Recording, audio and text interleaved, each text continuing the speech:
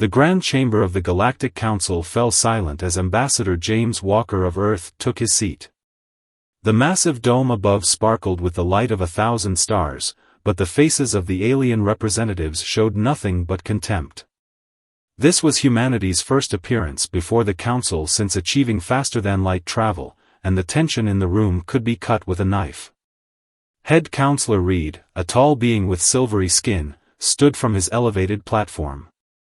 His 4 eyes narrowed as he addressed the gathering. The Council has reviewed Earth's petition for membership, he announced, his universal translator giving his words a metallic edge. We have concerns. James remained calm, though his heart raced. He had trained for years for this moment, studying alien customs and diplomatic protocols. The people of Earth are ready to join the galactic community, he said firmly. We have met all technological requirements. A ripple of murmurs spread through the chamber. Another counselor, Ambassador Trell, rose from her seat. Her insectoid features clicked as she spoke. Technology is not our concern, human. It is your species' nature that troubles us. Projected images appeared in the center of the chamber, scenes from Earth's history. Wars, conflicts, battles spanning centuries. James felt his stomach tighten as he recognized them all. Your kind fears war so deeply that you constantly prepare for it, Reed declared. We have observed your military exercises, your defense spending, your endless drills and preparations. A species so afraid of conflict cannot be trusted to maintain peace in our coalition. James gripped the edges of his podium, choosing his next words carefully. With respect, Counselor, you misunderstand. We don't fear war, we respect its gravity. Our preparations aren't born of fear, but of wisdom. The chamber erupted in dismissive laughter. Ambassador Trell's mandibles quivered with amusement. Wisdom? Your civilization is barely 1,000 years old. What could you possibly know of wisdom? We know enough to understand that peace must be protected, James countered. Our history has taught us that lesson well. Head Counselor Reed raised a hand for silence. The Council has made its decision. Earth's petition is denied. Furthermore, we are implementing a quarantine zone around your solar system. For the safety of the galaxy, human expansion must be contained until your species evolves beyond its primitive fears. James stood straighter, his voice carrying across the chamber. You're making a mistake. Humanity isn't confined by fear, we're driven by determination. If you isolate us, you'll only prove that the galaxy needs our perspective more than ever. Your protests are noted, Ambassador Walker, Reed said dismissively. This session is adjourned. As James left the chamber, he activated his secure communicator. Command, this is Walker. It's as we suspected. Initiating Protocol Guardian. Back on Earth, in a hidden facility deep beneath the Rocky Mountains, General Maria Thompson received James's transmission. She turned to the gathered military leaders from nations across the globe. The Council has shown their hand, she announced. They mistake our readiness for weakness, our caution for cowardice. Humanity isn't afraid of war, we're afraid of losing peace. And now, they leave us no choice but to prove it. Screens lit up around the room, showing Earth's hidden fleet, ships more advanced than anything the Council had seen, developed in secret while they'd watched Earth's obvious military displays. The real strength of humanity had been carefully concealed, waiting for this very moment. Begin Operation Shieldbearer, Maria ordered. Show them what happens when they mistake preparation for fear. As the orders went out, James looked back at the Council chamber from his ship's viewport. They thought they were containing a frightened species. Instead, they had just challenged humanity's greatest strength, the ability to turn perceived weakness into unprecedented power. The real demonstration of humanity's relationship with war was about to begin, and the Galactic Council would learn that there was a vast difference between fearing war and being ready for it. The quarantine fleet arrived within days, massive ships of the Galactic Council positioning themselves around Earth's solar system. Their energy barriers sparkled like curtains of light, designed to prevent any human vessels from leaving the containment zone. The Council believed they had created an impenetrable cage. They couldn't have been more wrong. In the command center beneath the Rocky Mountains, General Maria Thompson stood before a holographic display of the solar system. Red dots marked each Council ship, while blue markers showed Earth's hidden fleet, still cloaked and undetected. "Status report," she commanded. Colonel Tom Baker stepped forward, his tablet displaying rows of data. "Our stealth systems are holding. The Council sensors can't detect our advanced ships. They're only tracking our older vessels, exactly as planned." "And Project Helios?" "Ready for deployment, ma'am. All 30 quantum satellites are in position, hidden in the shadow of our moon. Once activated, they'll disrupt their barrier technology." Maria nodded, her expression stern. "Remember everyone, this isn't about starting a war. This is about ending their misconceptions about humanity. We're going to show them the difference between fearing war and understanding it." Meanwhile, aboard the Council's command ship, Head Counselor Reed was reviewing the quarantine protocols. "The humans haven't made any aggressive moves," he noted, speaking to Ambassador Trell. "As expected, they cower behind their planetary defenses." Trell's antennae twitched. "Perhaps we were too harsh in our judgment? They seem to accept their containment." "No," Reed replied firmly. "This only confirms our assessment. Their fear paralyzes them. It's better for the galaxy that they remain isolated." The universe itself seemed to challenge his words. At that exact moment, alarms blared throughout the Council fleet. Their barrier systems flickered, creating gaps in the quarantine zone. "Impossible!" Reed shouted, his 4 eyes widening in shock. "Our containment field is failing." Before the Council could react, space itself seemed to ripple. Hundreds of advanced human ships appeared from nowhere, their stealth systems deactivating in perfect synchronization. They didn't take aggressive positions, instead, they formed a precise geometric pattern, demonstrating both capability and discipline.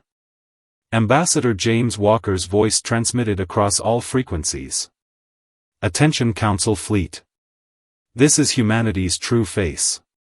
We don't fear war, we understand it well enough to avoid it when possible. But we also understand that peace sometimes requires a demonstration of strength." The human ships activated their weapon systems, but kept them powered down, a clear show of restraint and control.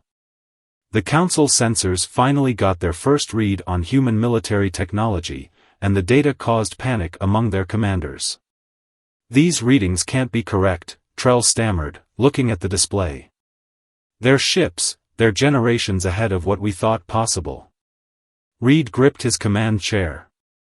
"How did they hide this? We've been watching them for decades." James's voice came through again, calm and measured. "We knew you were watching.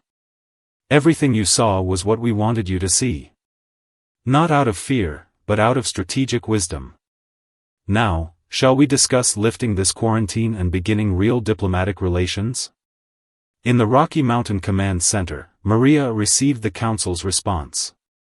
Their ships were standing down, their barriers completely disabled by Earth's quantum satellites. "They're requesting an emergency Council session," Tom reported, a slight smile on his face. "Seems they're eager to reassess their previous conclusions about human nature." Maria allowed herself a small nod of satisfaction. "Send them our terms. Full membership, equal standing, and an end to their prejudiced views about humanity's relationship with war. They thought we feared conflict, now they understand that we simply prefer to master it without using it." As Earth's fleet maintained their perfect formation around the Council ships, one thing became crystal clear to the galactic community: humanity hadn't survived and thrived because they feared war, but because they had learned to deter it through preparation, technology, and unwavering resolve. The real negotiations were about to begin, and this time, humanity would be respected, not dismissed. The emergency council session was unlike anything in galactic history. The massive chamber, usually arranged to show power and hierarchy, had been reorganized. Now, the human delegation sat at equal height with the council leaders, a small but significant change that spoke volumes. Ambassador James Walker studied the faces of the council members. Gone were their looks of contempt, replaced by a mix of respect and wariness. Beside him sat General Maria Thompson, whose presence had been specifically requested. The council wanted to understand humanity's military doctrine firsthand. Head Counselor Reed spoke first, his silver skin slightly dulled with what seemed like embarrassment. The council acknowledges that we may have misinterpreted humanity's relationship with warfare and conflict. May have? Maria raised an eyebrow. The chamber tensed at her directness. Your misunderstanding almost led to a confrontation that neither of us wanted. We should be clear about that. Ambassador Trell stepped forward, her insectoid features moving rapidly. What we don't understand is why. Why maintain such elaborate deception? Why not simply show your true capabilities? James exchanged a glance with Maria before answering. Let me tell you a story from Earth's history. In ancient times, there was a military strategist who wrote that the supreme art of war is to subdue the enemy without fighting. We didn't hide our capabilities out of fear, we did it because showing everything you can do is rarely the wisest course. The chamber filled with murmurs as the council members processed this. A new council member, Ambassador Dax, raised his crystalline form. But surely, such deception goes against the principles of galactic cooperation? Maria stood, her uniform carrying medals that suddenly seemed to catch every eye in the room. Does it? While you watched our visible military exercises, you missed something crucial. We were also developing medical technologies, terraforming solutions, and defensive systems that could benefit the entire galaxy. Our ships don't just carry weapons, they carry hope. As if on cue, holographic displays activated around the chamber, showing the full scope of human achievements. Advanced healing technologies, environmental restoration projects, and defensive systems that could protect entire solar systems from natural disasters. This, James gestured to the displays, is what you would have seen if you had looked past your preconceptions. Humanity doesn't prepare for war because we fear it. We prepare for everything because we hope for the best while being ready for the worst. The council members watched in silence as the displays showed human ships helping to evacuate a colony world from a solar storm, using technology they had kept hidden until now. Another image showed human medical teams treating species previously thought incompatible with their biology, using advanced techniques developed in secret. Reed's 4 eyes blinked rapidly. These achievements, they could have earned you a place on the council immediately. Why hide them? Because, Maria answered, true strength isn't about showing power, it's about knowing when to reveal it. We wanted to join the galactic community as equals, not as either conquerors or conquered. James stepped forward. We propose a new beginning. Not as a species to be contained, but as partners in building a safer galaxy. Our military preparation isn't about fear of war, it's about being ready to defend peace, no matter the cost. The chamber erupted in discussion, but this time, it was different. The dismissive tone was gone, replaced by genuine interest and respect. Several council members were already approaching the human delegation, eager to discuss cooperation and exchange of technologies. In a quiet moment, Maria turned to James. They're beginning to understand. But will they accept the full implications? James watched as council members examined the human technological displays with growing excitement. They're learning what Earth has always known, that true strength lies not in the weapons you show, but in the wisdom to know when to reveal them. The galaxy was changing. Humanity's place in it was no longer questioned, but their revelation had opened new challenges. The real test would be what came next. The news of humanity's true capabilities spread through the galaxy like a supernova.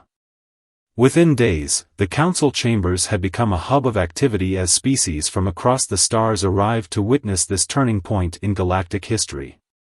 But not everyone was pleased with this sudden shift in power. Deep in the council archives, Ambassador James Walker reviewed classified reports with growing concern. Beside him, General Maria Thompson studied a holographic map showing unusual fleet movements along the galaxy's outer rim. "They're gathering," Maria said, pointing to clusters of ships marked in red. "The Border Collective isn't happy about our revelation." The Border Collective, a loose alliance of species who had long operated in the shadows of galactic politics, had always profited from the galaxy's power imbalances. Humanity's emergence as a major power threatened their interests. James rubbed his temples. "How many ships?" "At least 300 vessels, spread across 12 systems.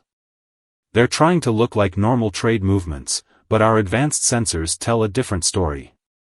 A soft chime announced the arrival of Head Counselor Reed, who had become an unexpected ally since humanity's demonstration. His silver skin rippled with concern.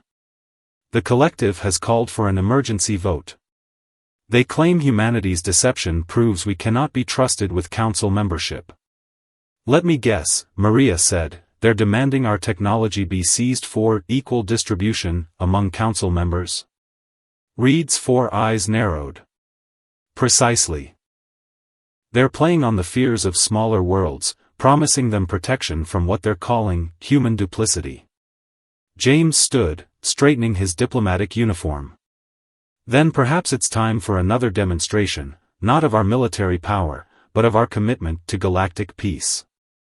In the main council chamber, the Border Collective's representative, a shadowy figure known only as the Voice, was addressing the gathered species. "How can we trust a civilization that built an arsenal in secret? Who knows what other weapons they hide? The galaxy must act now to contain this threat." James walked calmly to the center of the chamber, his footsteps echoing in the tense silence. "You speak of trust, yet your fleet gathers in the shadows. You speak of threats, while plotting to seize technologies you don't understand." The Voice's form shimmered with anger. "You dare accuse." "We dare to offer truth," Maria interrupted, joining James. She activated a holographic display showing the collective's hidden fleet movements. "While you speak of fear, we offer transparency. While you plot in darkness, we step into the light." James raised his hand, and new images filled the chamber: human ships delivering aid to worlds along the outer rim, medical teams treating the sick, engineers helping rebuild damaged colonies. "You call our preparation deception? Let me show you deception." The display shifted to show the Border Collective's secret operations: weapon smuggling, political manipulation, orchestrated conflicts that kept smaller worlds dependent on their protection. The chamber erupted in chaos as species recognized their own worlds in the evidence. The Voice's shadowy form flickered as whispers spread through the gathering. "Humanity didn't hide its strength out of fear or malice," James declared, his voice carrying over the commotion. "We hid it because we knew there were those who would try to seize it, to use it for control rather than protection. We waited until we could be sure our capabilities would be used for the good of all." Maria stepped forward. "We offer all Council worlds access to our defensive technologies, medical advancements, and scientific knowledge. Not seized by force, but shared through cooperation. The choice is yours: continue listening to those who profit from fear, or join us in building something better." The Voice's form began to fade. "This isn't over, humans. The galaxy will see." "The galaxy already sees," Reed interrupted, rising from his seat. "They see who hides weapons, and who offers hope. They see who profits from fear, and who prepares for peace." As the Border Collective's representative vanished, the chamber filled with voices, not of fear or anger, but of possibility. Humanity had faced its first major challenge in galactic politics not with weapons, but with truth. The next few weeks transformed the galaxy's political landscape. As humanity shared its technological advances with Council worlds, the Border Collective's influence crumbled like stardust in a solar wind. But in the depths of space, desperation was breeding a dangerous response. In the command center beneath the Rocky Mountains, General Maria Thompson received the emergency transmission. Her face hardened as she watched the footage of a massive explosion at one of Earth's new medical facilities on the frontier world of Haven. "Casualties?" she asked, her voice tight with controlled anger. Colonel Tom Baker pulled up the report. "Minimal. Our advanced warning systems detected the bomb's quantum signature. We evacuated everyone in time." He paused, checking another screen. "But ma'am, there's something else. The explosive technology, it's a mix of different species weapons. Someone's combining stolen tech." Ambassador James Walker entered the command center, his usual diplomatic calm shadowed by concern. "The Border Collective is desperate. They're losing their grip on the outer worlds, so they're trying to prove that humanity's protection isn't as reliable as we claimed." "They failed," Maria stated firmly. "But they'll try again." "Already happening," Tom reported, gesturing to a galactic map. Red dots appeared across dozens of systems. "We're tracking similar quantum signatures at multiple facilities. They're planning coordinated strikes." James studied the pattern. "They're not just targeting our facilities. Look, these locations include Council worlds that have been most supportive of Earth. They're trying to shatter the Alliance." Maria's eyes narrowed. "They think we'll be overwhelmed trying to protect everything at once. They still don't understand what humanity is capable of." In the Council chamber, Head Counselor Reed was addressing an emergency session when the alerts began pouring in. Dozens of worlds reporting imminent threats, their representatives crying out for help. James stepped onto the speaking platform, his voice cutting through the chaos. "The Border Collective believes they can overwhelm us. They think that by striking at many targets simultaneously, they'll prove that humanity's protection is a hollow promise." He smiled slightly. "They're about to learn another lesson about why humans prepare so thoroughly." On screens throughout the chamber, a new type of human ship appeared near each threatened facility. Smaller than their warships, these vessels pulsed with strange energy. "While we've been sharing medical and defensive technology," Maria explained, standing beside James, "our engineers have been developing something new. We call them Guardian Nodes, automated defense platforms that can neutralize threats without causing collateral damage." The chamber watched in awe as the Guardian Nodes activated. Waves of energy swept through each targeted facility, rendering the hidden bombs inert.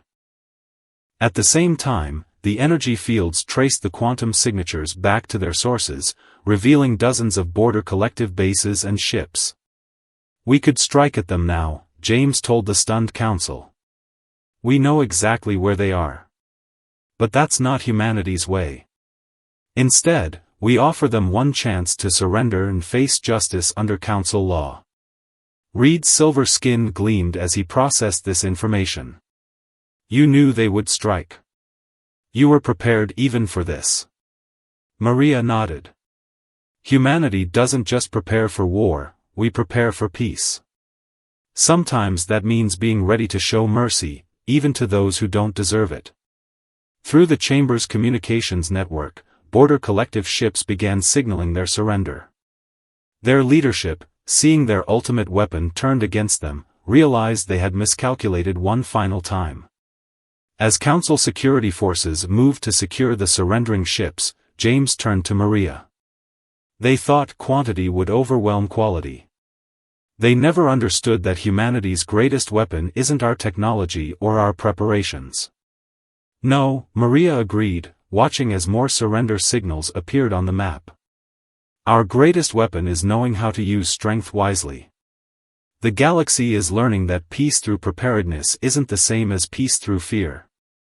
But even as humanity celebrated this bloodless victory, ancient eyes watched from the galaxy's dark spaces. The true test was yet to come. The ancient beings known as the Watchers had observed galactic civilization for millions of years. From their hidden stations in the spaces between stars, they had seen empires rise and fall, species evolve and vanish. Now, for the first time in eons, they felt compelled to reveal themselves.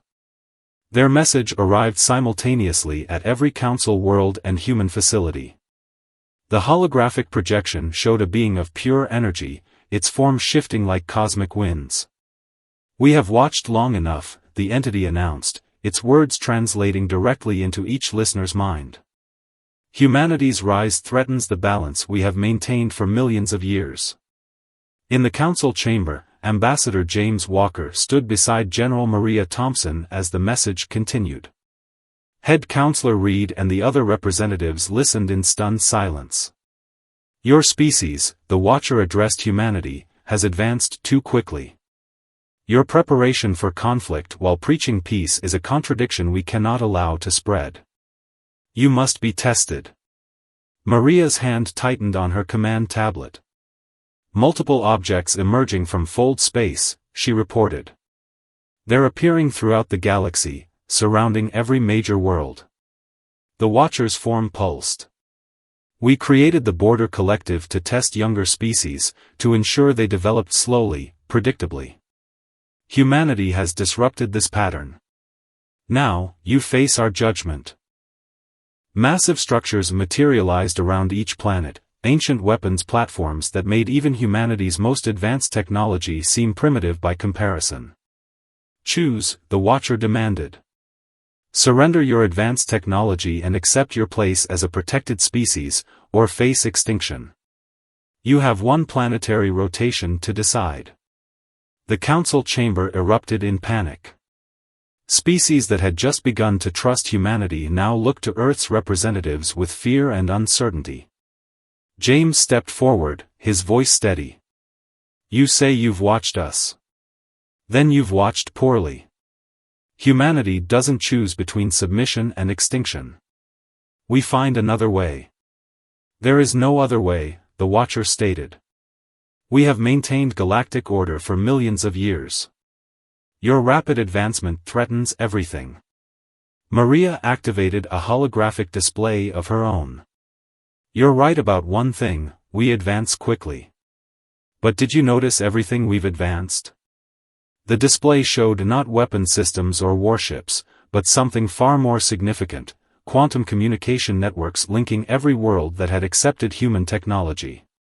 A web of connection and cooperation that spread throughout the galaxy. "While you watched our military preparation," James explained, "you missed the true revolution. We weren't just preparing for war, we were preparing for unity." Maria nodded to Reed, who activated his console. Suddenly, the quantum network pulsed with energy. Every human guardian node, every defensive system they had shared with their allies, linked together in a synchronized web. "You see preparation as a sign of fear," James continued. "But preparation can also be an act of hope. Every defensive system we created was designed to work together, to protect all species, not just humanity." The Watcher's form flickered as it processed this information. "Impossible. No species has ever created a galactic defense network." Maria finished. "That's because they were too afraid of sharing their technology. We prepared for this moment not by hoarding power, but by giving it away." Throughout the galaxy, the linked Guardian nodes created overlapping fields of protection. The Watchers' weapon platforms, for all their power, couldn't penetrate the unified defense. "Your test was flawed," James declared. "You assumed that preparing for conflict meant we sought it.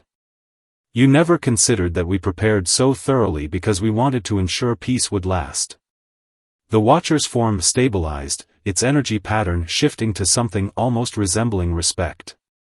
"In millions of years of observation, we never encountered a species that prepared for war by building bonds of peace."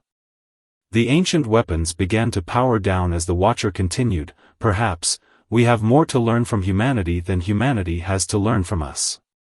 As the tension in the galaxy began to ease, Maria turned to James. Think they finally understand? They're beginning to, James replied. Sometimes the best defense isn't a weapon at all, it's giving others the means to defend themselves.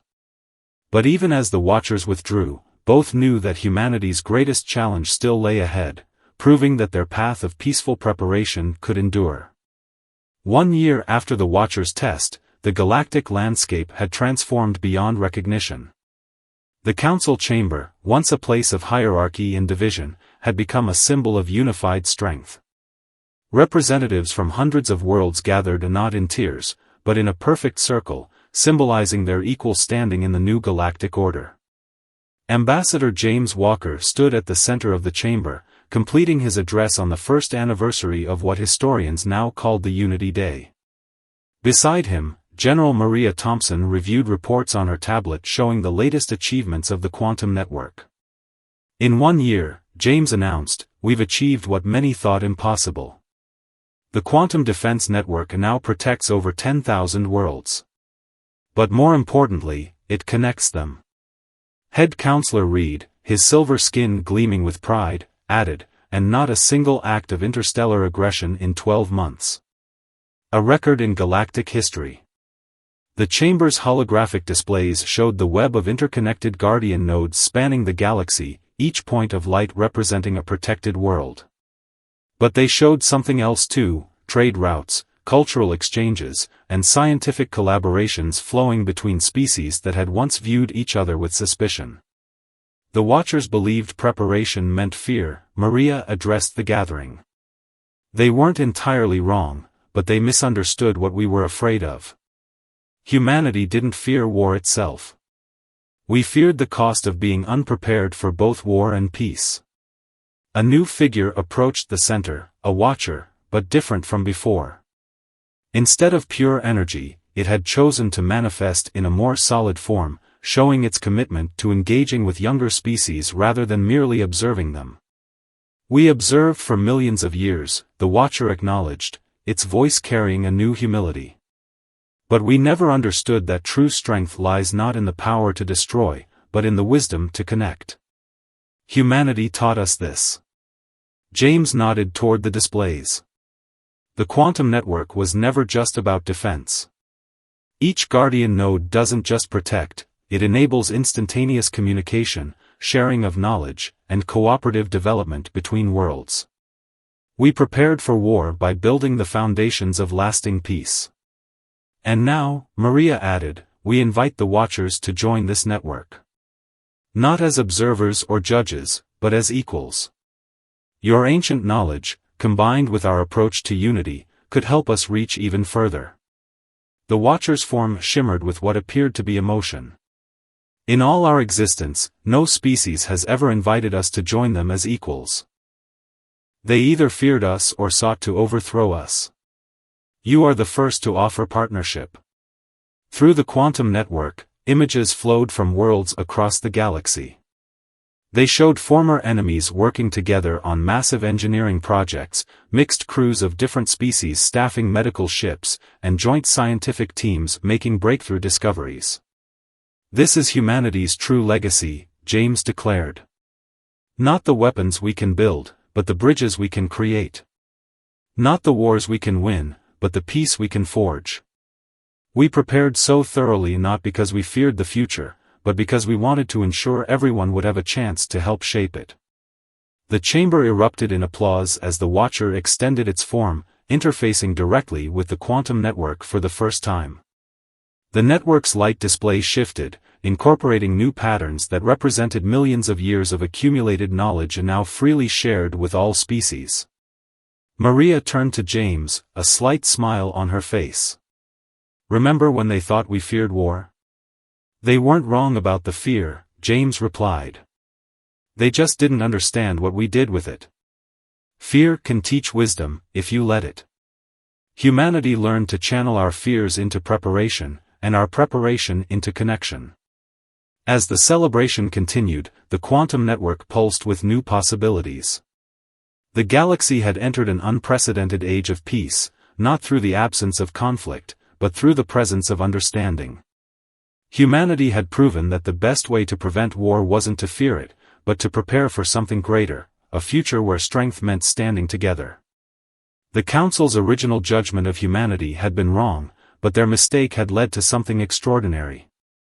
In preparing for the worst, humanity had helped create the best possible outcome, a galaxy united not by fear, but by hope.